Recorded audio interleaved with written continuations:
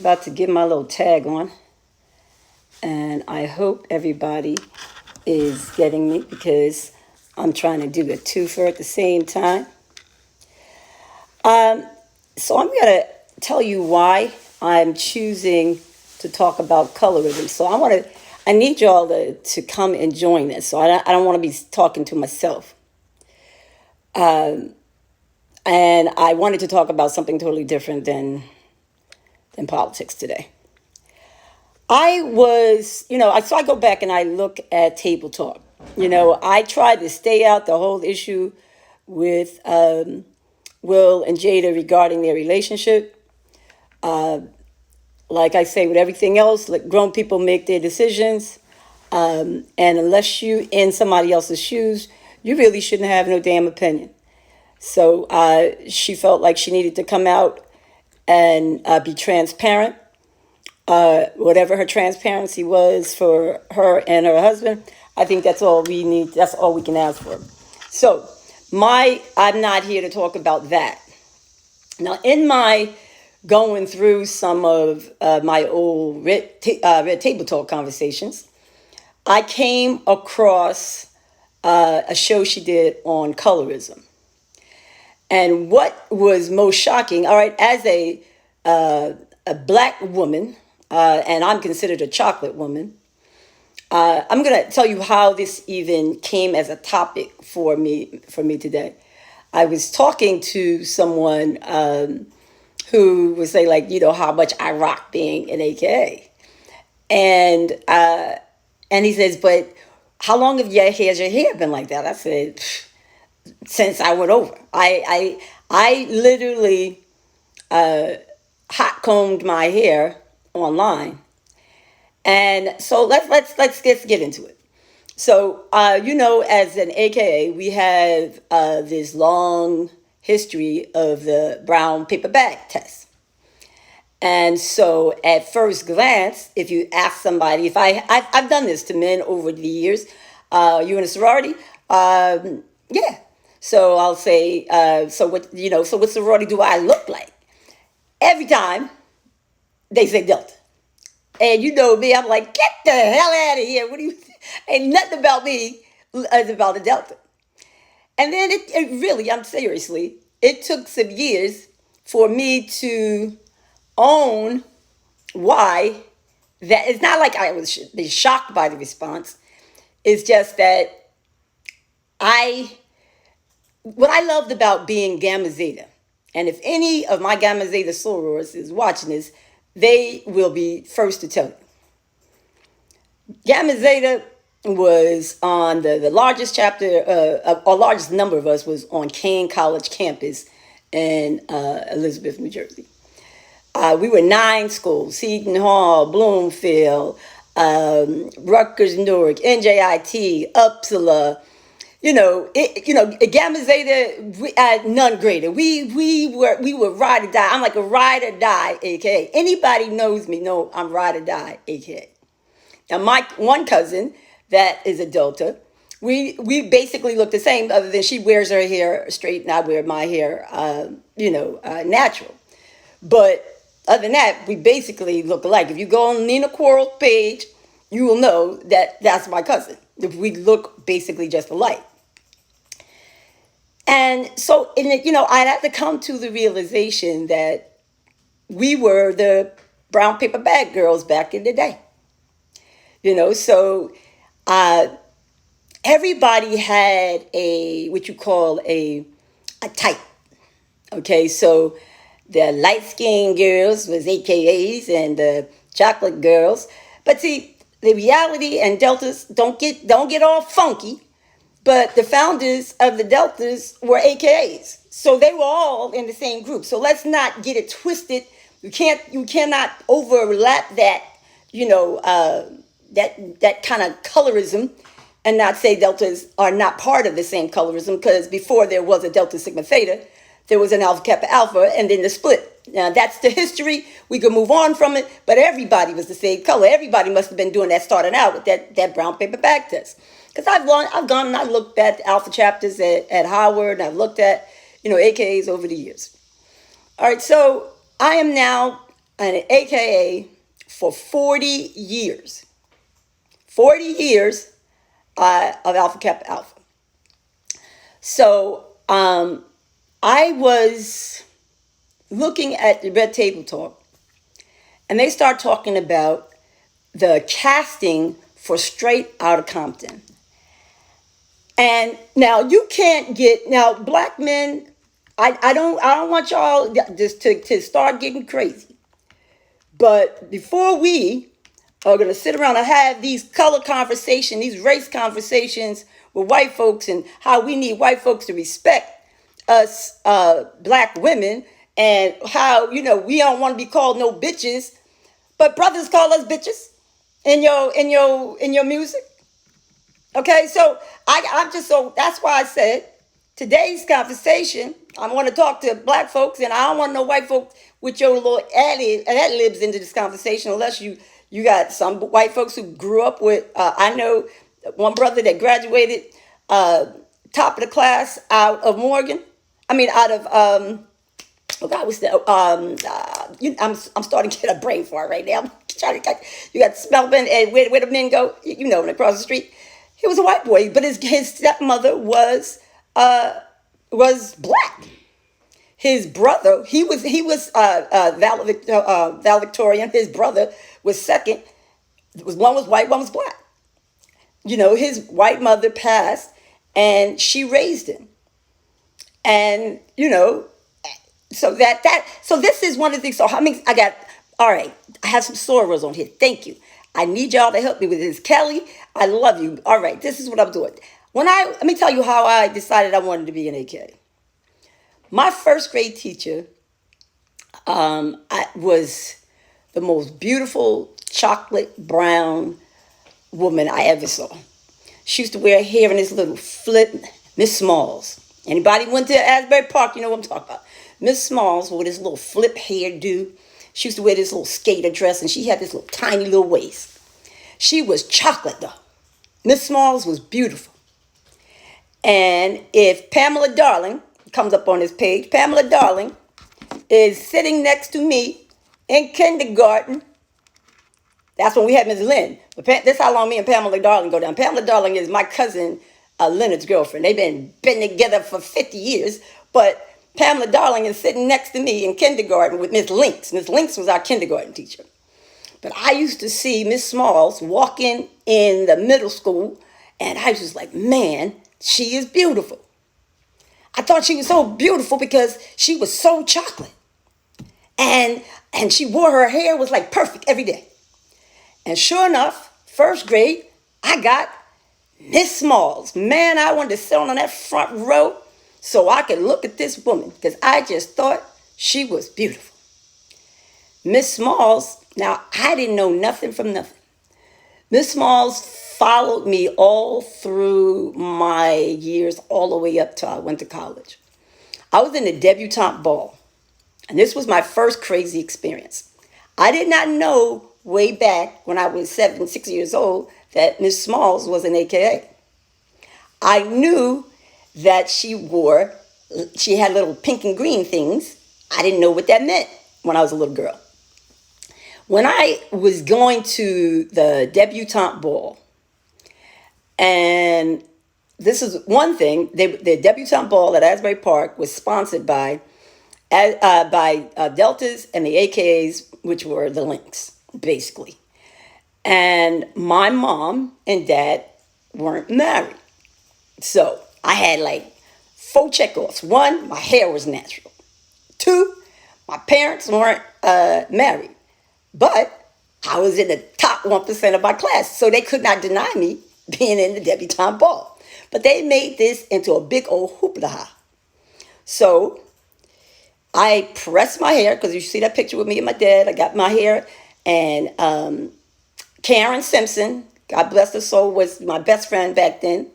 Her mother was my mother, Wilhelmina Simpson. That was my mother's best friend. Karen Simpson pressed my hair.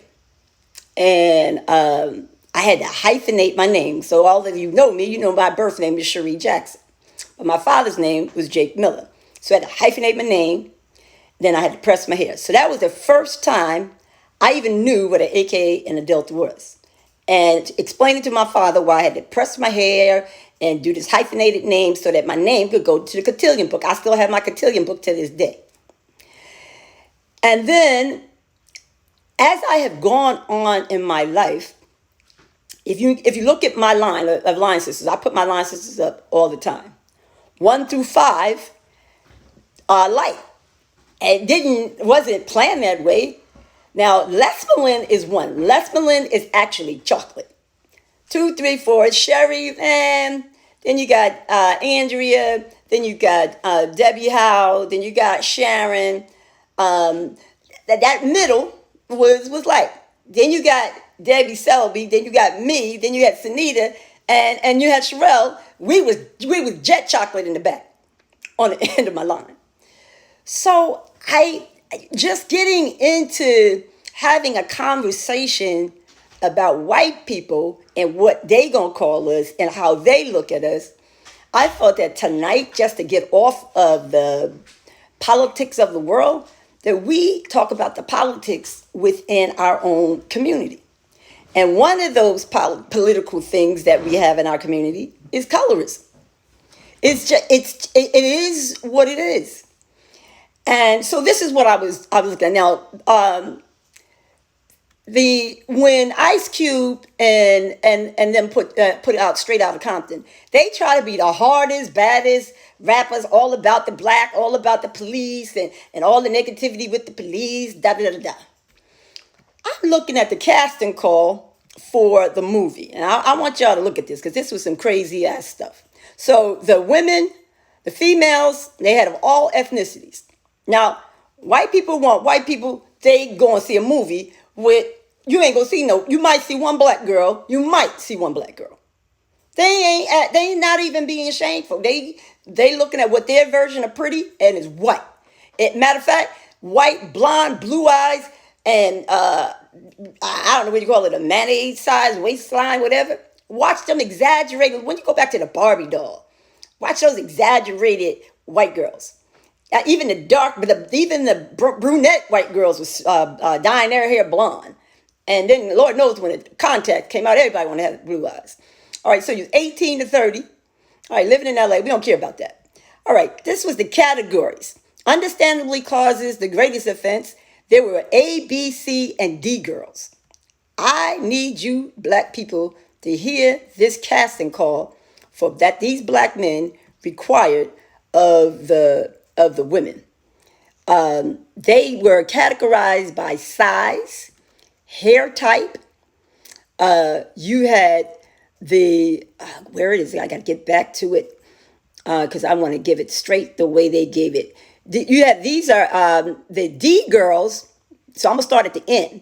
The D girls. These are African American girls, poor, not in good shape, medium to dark skin tone. That's what the description read. The A girls specified a color. They said, these are the prize girls. Light skin all over. Straight hair. No bigger than a size 4. But with some booty. Well, they didn't say booty. I mean, this is what the straight out of Compton, all, Ice Cube and, John Mitchell, Eazy-E, Corey Hawkins back in the day, y'all was supposed to be hard. This is how they was describing the women. The A girl should be model type, must have real hair, no extensions, very classy looking, great bodies. What the hell does that mean? So I'm going to keep going. So they must have real hair, no extensions, very classy. I don't know who the hell they looking at in Hollywood. And you want everybody with real hair. All right, you can be black. So if you're saying you want real hair, what you're basically saying, if you want long, real hair, and then you wanted a black girl that's half white. That's basically what you're saying. You do have women like Oprah, who is dark skinned, that is really her hair. But, let's be real. We got light skin in this country because of rape. We did not bring no light-skinned black folks from Africa. So let's throw all our dirty laundry out there. If white folks are listening, then y'all are part of this conversation, because we have a colorism among African Americans because of rape, and the mistreatment of African women. That when we came over on them boats, we looked more like what I look like. Now, the fact that we now have all shades and we want to accept all shades, we gotta come to the realization we got to these shades because of rape. So even let me tell you, I never saw racism with color shades than I did in freaking Puerto Rico and Dominican Republic. You think that African Americans, God dang it, Haitians, all of y'all, I'm throwing you out there. My first trip to Africa, I was 16. The number one, I went there trying to be more African than the Africans. I made sure I had my afro. I went with my Uncle Lenny, my Aunt Rosalind. I'm looking Africana. I'm going to be blacker than black. I went and got my rap, my gele. I was looking African, baby. I was giving them umfufu. I went there to look like a damn fool. These African girls in Nigeria were bathing in bleaching cream. They wore bleaching cream like we put on foundation. These girls was changing their entire, excuse me, I don't need a glass at the moment. They were changing their entire color with bleaching cream. I'm talking, they were bleaching down the neck, down mostly their arms and down the neck. Sometimes it depends on and I forget that it was in a little pink tube. And I never heard, I had never heard of black people. I knew in America we were light skin and dark skin, and I knew our light skin came from rape. I mean, I was into African history back in the day, so I knew how we became all these shades. I knew about the house Negro, the field Negroes. I knew about the mulattoes. I knew about the Louisiana from the French. I knew all of that. But when I went to the continent and I saw the number one cosmetic in Africa was bleaching cream, that says a lot about the raping of our mental values.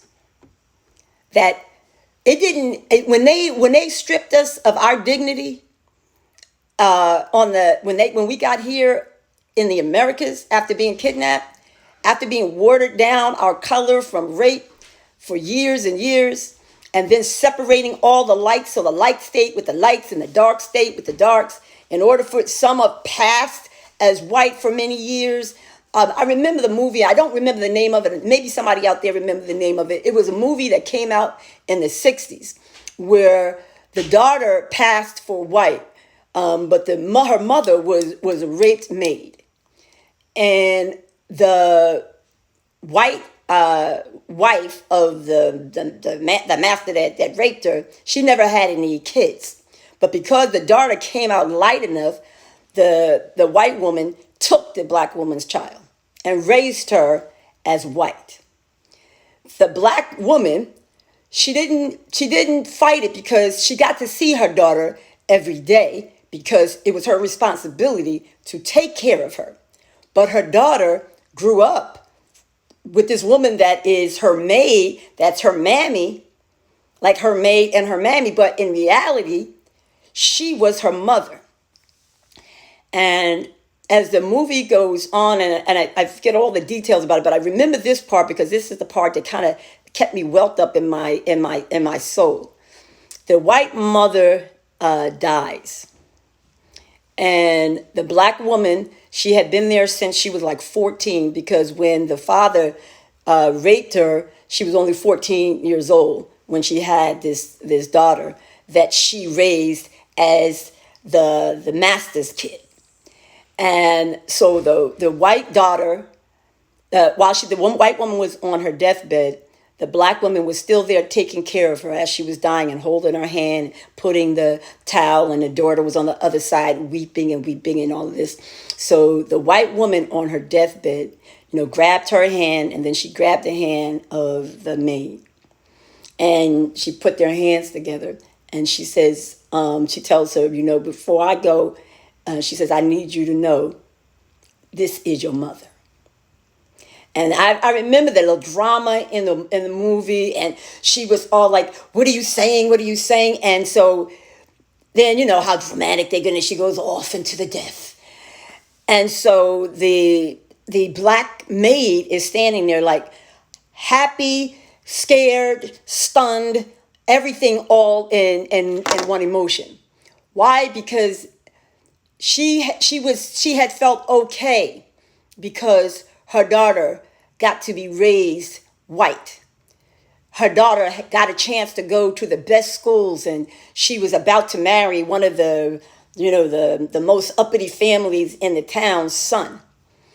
And now it has been exposed to her daughter that this white woman is really not her mother. That her husband was the mother, the father that raised her was her father, but that the maid was her mother. And so she made the maid swear that she would never reveal that information to anyone. And so the mother went on to actually work for her daughter and her white husband. And she was there because remember, there's only 14 years difference between the age with her and her mom.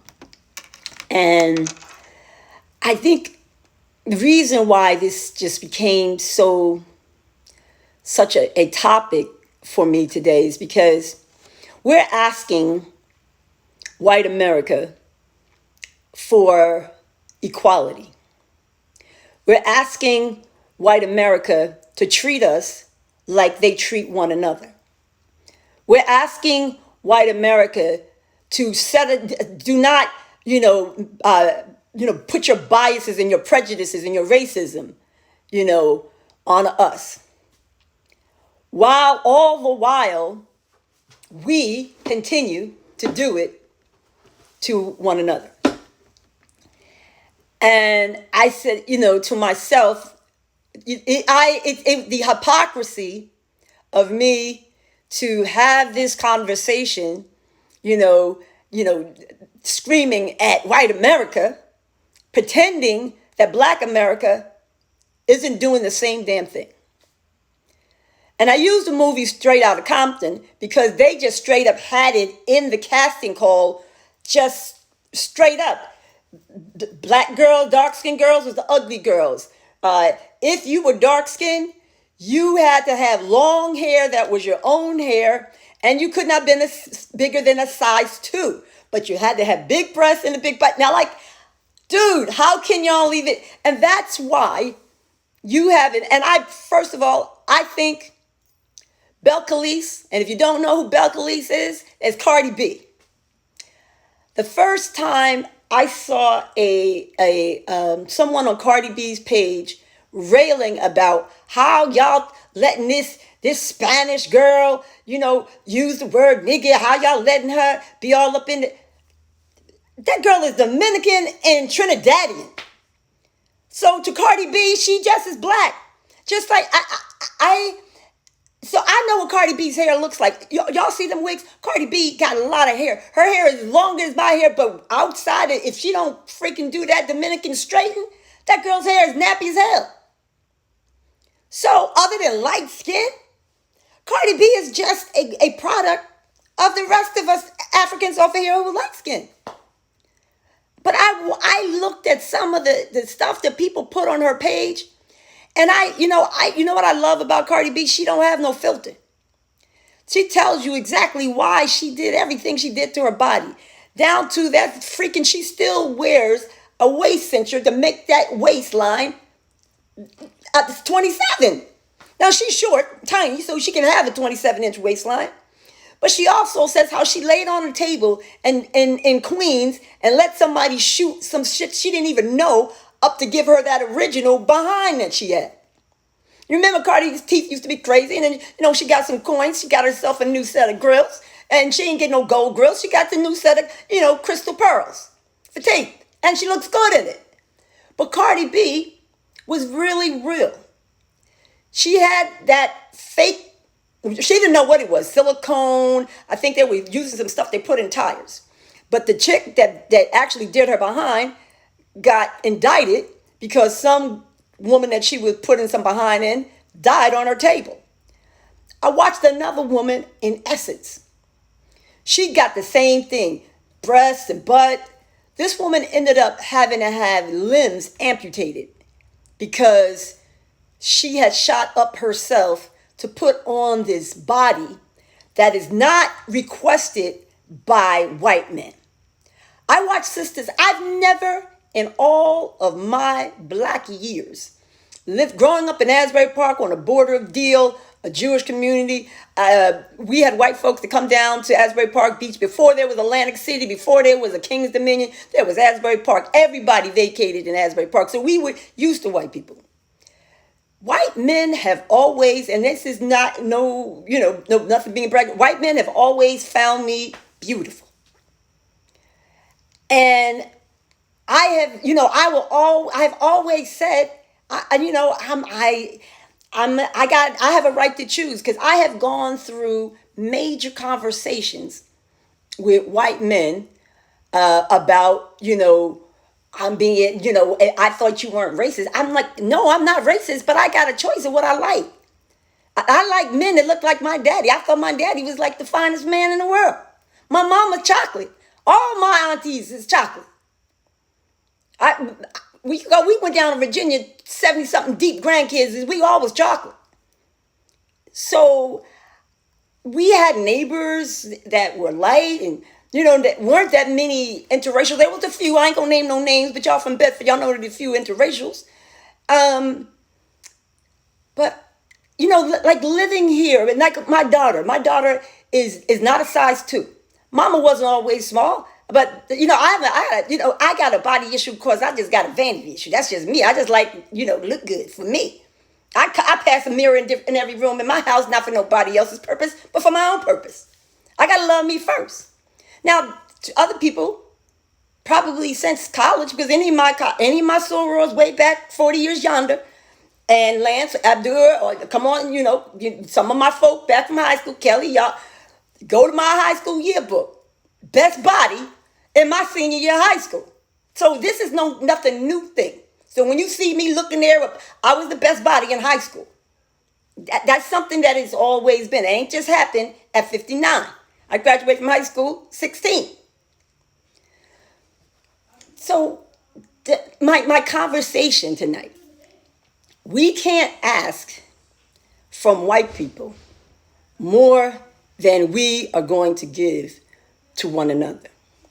We have to embrace this colorism thing that we have among us people of color. My partner, her husband is white. Her daughter is light. Her sons are light. Her husband is white. He's Dutch. She went to Yale, Harvard. All of that. And we have conversations about colorism because, and this is a conversation that we have had. I don't know if y'all know the sister that's on MSNBC. She has the salt and pepper locks. They went to high school together. She went to Georgetown Day School in D.C. So, my cousins, they went to Ballou in D.C. Ballou was black. So if you went to Georgetown Day and your family, you on that the first tier, if your family, if your grandmama went to college, you probably came out of the house. If your grandmama went to college and you African American, if you 59 and your grandmama went to college, your grandmama probably came out of that house. See, my folk came out that field. So all of her girlfriends, now this is a fact, she can get all here, cuss me out if she wants to, but we've had this conversation. All of her girlfriends, now I have to tell you, her aunts and all them AKs, they are. She grew up at Howard, but her mother went to Howard, her father went to Howard, but they sent her to Yale. Then she went to law school at Harvard. She's the only father-daughter of Harvard, JD, and BA. Every last one of her friends that went to Georgetown Day School are married to white men. Now, it took me quite a while to actually just straight up on one of our martini nights.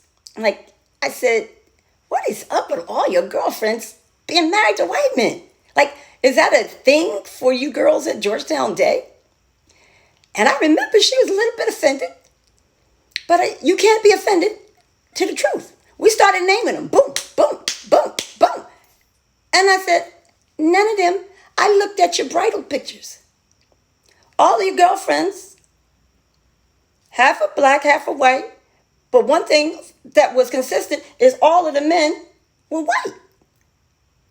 And half of these women, you said, graduated with you from Georgetown or Yale. So, yeah, I'm not keeping this long, but I'm just keeping it real. We can't ask from white people what we are not giving one another. Yeah, I'm used to bitch, but I shouldn't have to be used to be called a bitch. You know? I'm used to, being called, oh, you cute for dark-skinned girl, but I shouldn't have to be cute for a dark-skinned girl. You should think I'm beautiful because I'm beautiful. So that's why I'm going to tell you for real, I took the power of my beauty away from men. I took that power away from men a long time ago. I never let a man determine if you said I was pretty. Okay, that's okay. You just gave yourself a bonus because I always gonna. You look. I never had that discussion with myself. And then it popped up at me again when I got my daughter. Now everybody know my daughter. My daughter is biologically my niece, my youngest brother's child. But God blessed me to have a blood as my daughter, and I had her since she was born. But my daughter had to live in my shoes when she was young. And my daughter had the Jackson body.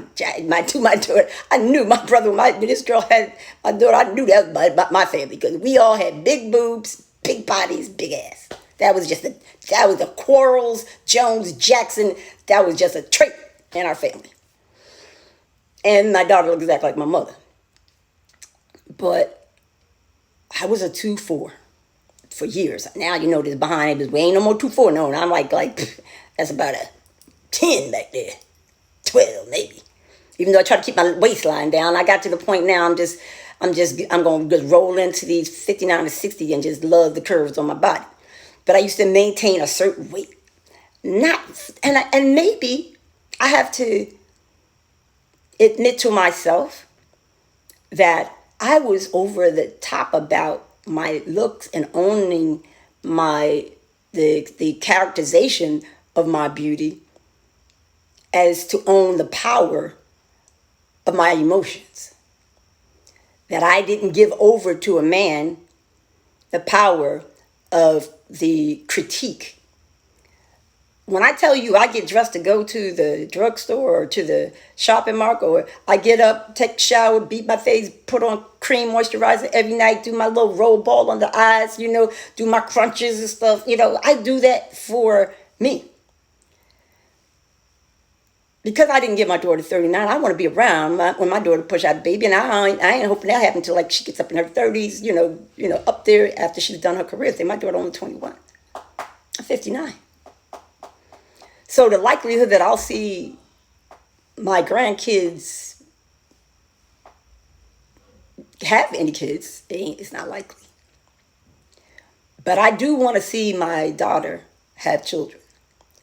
And I want my daughter to know that she should not ever let anybody measure her beauty by her size, her skin color. My daughter had locks. She cut her hair off when she went down to Embry-Riddle. She wears twists. We tried one day, me and my sister, we took her to the hair salon, and they just blow dried it out, blow dried it out straight. and then curl it. That style, I'm gonna put it up. That style lasted from the beauty parlor to the house to us taking a picture. She went straight in the shower and washed that straight hair down because nobody in our house has straight hair. My daughter's never seen me straight hair. My sister don't have straight hair. If you see the pictures of my cousins, Robin, Kim Lofton, you go over there and look at Kim. My cousin Joyce, my cousin Samantha, my cousin Sharita Coleman. We all have natural hair. I don't know how, I mean, I've been locked the longest in our family, but, Stephanie down in Virginia, she got sister locks, and my aunt, Diane, whose birthday today, I have to, say I love you, Auntie. I'm still enjoying your life, and I don't accept death because your spirit is still with me. But today would be her birthday, and she died with sister locks before her hair came out because of her breast cancer. But yeah, let's not ask white people what we're not giving to each other. Let us, love our sisters in all shades.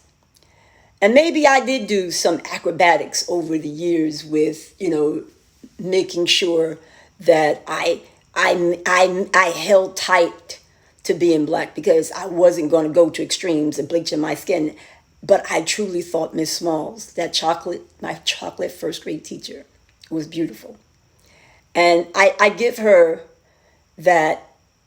My mom wasn't great on doing her hair anyway, so I used to do my own hair. And my sister Debbie, she's my big sister Debbie. I'm sure she's on here.